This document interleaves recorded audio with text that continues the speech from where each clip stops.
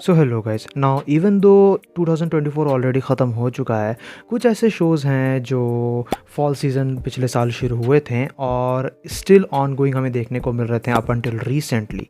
And the best one among them was ऑर्ब on the movements of अर्थ, जो अभी हाल ही फिलहाल में हमें ख़त्म होते हुए नज़र आया। And it was one of the top 3 best new titles to come out in 2024।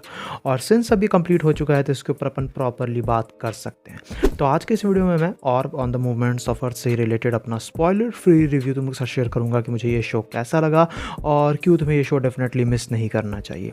सो अब इतनी बकवास हो चुकी है तो without wasting any more time शुरू कर लेते हैं आज के इस अमेजिंग वीडियो को। शुरुआत करते हैं ऑर्ब के बेसिक प्लॉट के साथ। अब हमें लेके जाया जाता है 15th सेंचुरी ऑफ पोलैंड में, जहाँ हर कोई ये बिलीव करता है कि अर्थ यूनिवर्स का सेंटर निकल के आता है, हर चीज़ अर्थ ही के अराउंड रिवॉल्व करती है।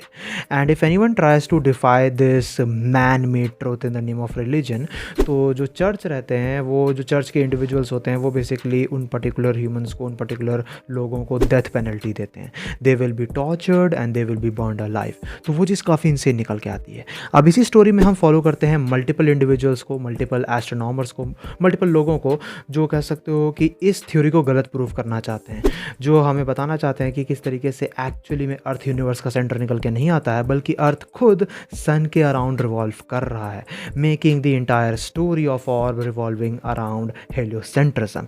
तो कुछ इसी तरीके से कह सकते हो कि ऑर्ब का प्लॉट हमें देखने को मिला है, जहाँ ऑर्ब on the movements of the earth हमें एक हिस्टोरिकल सीनन ड्रामा एनिमे देखने को मिला था, जिसके अंदर 25 एपिसोड्स मौजूद थे और इन 25 एपिसोड्स में इसकी स्टोरी हमें कंप्लीट होते हुए नजर आ जाती है।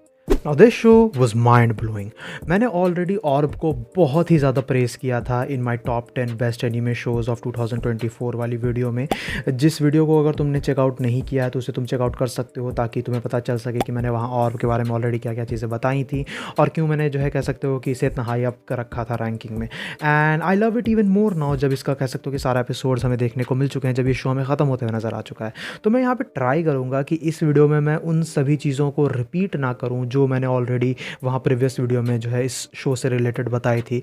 तो उस मामले में अगर देखा जाए तो दिस शो, जैसे कि मैंने कहा दी, एनीमे हमें काफ़ी माइंड ब्लोइंग देखने को मिला है, काफ़ी वेल रन देखने को मिला है। It is a story about these unsung heroes of history that people never knew about, और किस तरीके से हमें देखने को मिलता है कि ये इंडिविजुअल्स ने, इन लोगों ने कह सकते हो कि कितने ज़्यादा सैक्रिफाइसेस दिए इस ट्रूथ को यहाँ तक पहुँचाने के लिए।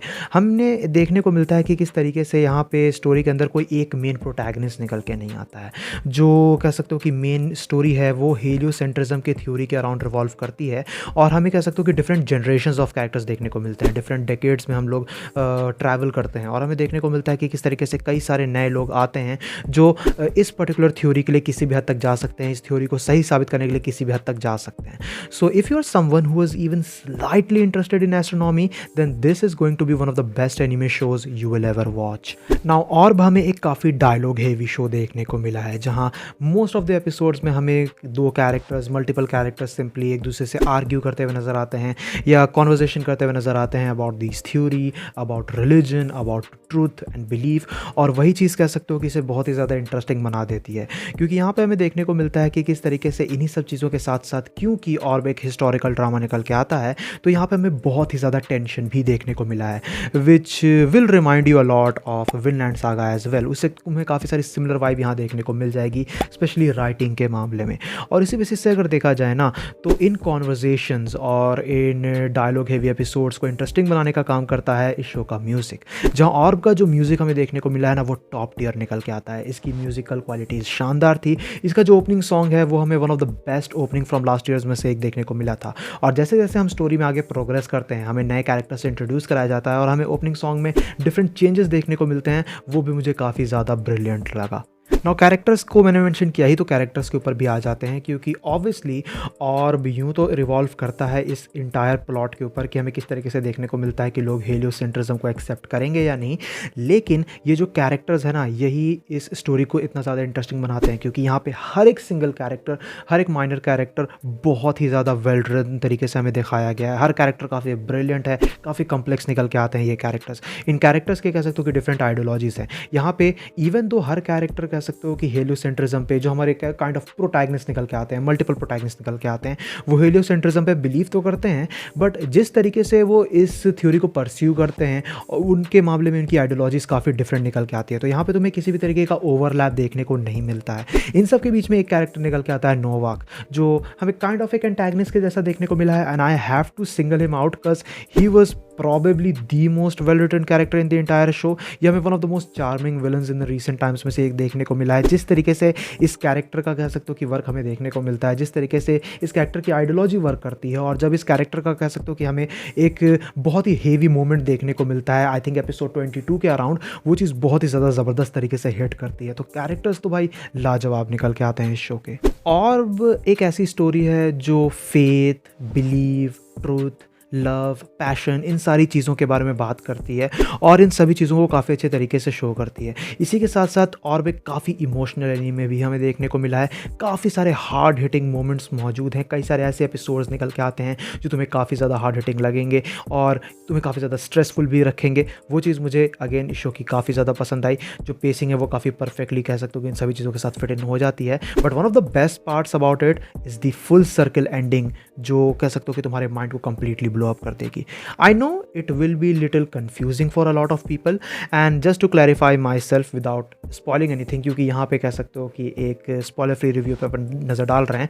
तुम में से जिन लोगों ने भी ये शो कंप्लीट किया है, तुम लोगों ने कई सारे कह सकते हो कि थ्योरीज वगैरह पे नज़र डाला ही होगा, लेकिन मैं यहाँ पे यही कहूँगा कि बेसिकली यहाँ पे हमें कोई मरा हुआ कैरेक्टर वापस आते हुए नज़र नहीं आता है। यहाँ पे हमें कोई अल्टरनेट यूनिवर्स, अल्टरनेट टाइमलाइन वाली शेनानिगन्स देखने को नहीं मिलती है। Instead it is a full circle moment. एक पर्टिकुलर कैरेक्टर का रिटर्न हमें यहाँ पे बस इसलिए दिखाया जाता है क्योंकि अभी तक शो में हम ये चीज़ देख रहे थे कि किस तरीके से चर्च जो है, जो लोग रिलीजन पे बिलीव करते हैं, वो कितने ज़्यादा एक्सट्रीम जा सकते हैं, कितने ज़्यादा गलत गलत मेथड्स को प्रूव कर सकते हैं सिर्फ अपने कंप्लीट थ्योरी को कह सकते हो कि सही साबित करने के लिए। बट यहाँ पे हमें उसका एक काइंड ऑफ पॉइंट फ्लिप देखने को मिलता है कि इवन जो लोग मैथमेटिक्स और साइंस और एस्ट्रोनॉमी में बिलीव करते हैं, अगर वो भी स्ट्रॉन्ग विल निकल के आए तो वो भी किसी भी हद तक जा सकते हैं।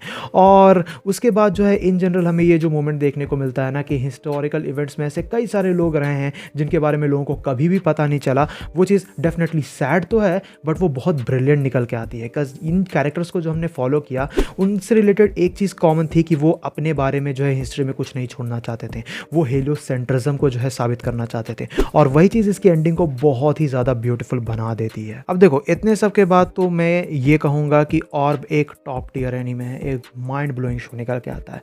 तुम्हें एक बेहतरीन वेल रिटन मैच्योर स्टोरी चाहिए, एस्ट्रोनॉमी से रिलेटेड एक हिस्टोरिकल ड्रामा देखना है तो इस शो को तुम्हें मिस नहीं करना चाहिए। ऑल्दो मैं ये नहीं कहूँगा कि ऑर्ब एक मास्टरपीस है। अब उसका दो मेन रीज़न निकल के आता है। पहला, इसकी एनिमेशन क्वालिटी। अब देखो इसे एनिमेट तो किया है स्टूडियो मैडहाउस ने, बट किसी भी एनीमे के एनिमेशन क्वालिटी पे एक स्टूडियो का जो है उतना हाथ नहीं रहता जितना डायरेक्टर, स्टाफ और प्रोडक्शन का होता है। और उस मामले में अगर देखा जाए तो जो बजट है, जो प्रोडक्शन है, वो चीज़ कई जगह पे कई सारे शोज़ को उसी पर्टिकुलर स्टूडियो के डिफरेंट शोज़ से हमें डिफरेंट भी दिखाती है। और उसी मामले में अगर देखा जाए तो और की जो एनिमेशन क्वालिटी है, लेट्स बी ऑनेस्ट, उतनी कुछ खास निकल के नहीं आती है। हमें बेयर मिनिमम एनिमेशन देखने को मिला है, and even though it's not really necessary कि हमें एक बहुत ही हाई टियर एनिमेशन क्वालिटी इस शो में देखने को मिले, but it is still a problem. और इसी वजह से काफ़ी कम ही ऐसे स्टूडियोज़ हैं जो कॉन्स्टेंटली जो है हर एक प्रोडक्ट को टॉप टियर निकाल पाते हैं। दूसरी चीज़ निकल के आती है पेसिंग। अब देखो पेसिंग एक्चुअली में शो की परफेक्ट है। अब मैंने इस शो को बिंज वॉच भी किया है कुछ पार्ट्स को, और इसे वीकली भी फॉलो किया है, और दोनों ही टाइम मुझे ऐसा लगा कि भाई हर एक एपिसोड को काफ़ी बेहतरीन तरीके से पेस्ट किया गया है। लेकिन जो लास्ट के 2 एपिसोड्स थे ना, जो सबसे इंपॉर्टेंट एपिसोड्स भी निकल के आते हैं, वो मुझे लगा कि थोड़े फास्ट पेस थे, उन्हें थोड़ा स्लो डाउन किया जा सकता था, एक्सपोजिशन को थोड़ा और बेहतरीन तरीके से दिखाया जा सकता था ताकि लोगों के लिए चीज़ें समझना थोड़ी आसान हो सके। क्योंकि मैंने कई सारी थ्योरीज देखी हैं एंडिंग से रिलेटेड जो चीज़ बिल्कुल भी सेंस नहीं बनाती है, and it's just sad because अगर तुम उन एपिसोड्स को बस सिंपली रीवॉच करते हो, कुछ प्रीवियस एपिसोड्स को रीवॉच करते हो, और अगर तुम अटेंशन पे करते हो तो तुम्हें सिंपली इसकी एंडिंग समझ में आ जाएगी। मैंने उसके बारे में रफली बात भी की, बट ओवरऑल मैं तो यही कहूँगा कि orb on the movements of earth is one of the best written seinen shows ever and one of the best written anime shows of this decade. तो आखिर में अगर बात की जाए ऑर्ब से रिलेटेड मेरी रेटिंग्स की, तो मेरी रेटिंग्स रहेगी 9 आउट ऑफ 10 की। तुम में से जिन लोगों ने ऑर्ब चेकआउट कर लिया है, नीचे कमेंट सेक्शन में तुम लोग अपने ओपिनियंस भी मुझे बता सकते हो। सो गाइज़ ये थी वीडियो और वन द मूवमेंट्स ऑफ अर्थ से रिलेटेड मेरे स्पॉइलर फ्री रिव्यू को लेके। मैं इस शो से बहुत ही ज़्यादा इंप्रेस हुआ, मैंने इस शो को बहुत ही ज़्यादा एंजॉय किया एंड आई होप कि हमें कह सकते हो कि और भी ऐसे न्यू और नीश कह सकते हो कि टाइटल्स एनिमेट होते हुए नज़र आते रहें। बाकी वीडियो अगर तुम्हें पसंद आई तो वीडियो को अपना थम्स अप देना, दोस्तों के साथ शेयर करना, चैनल पर इनकेस अगर कहीं से भी नया आए हो तो चैनल को ज़रूर से सब्सक्राइब भी कर लेना। तो मुझे इंस्टाग्राम पर भी चेकआउट कर सकते हो, link is in the description. मैं मिलूंगा तुमसे ऐसे किसी नेक्स्ट वीडियो में। Till then bye, stay tuned, stay awesome.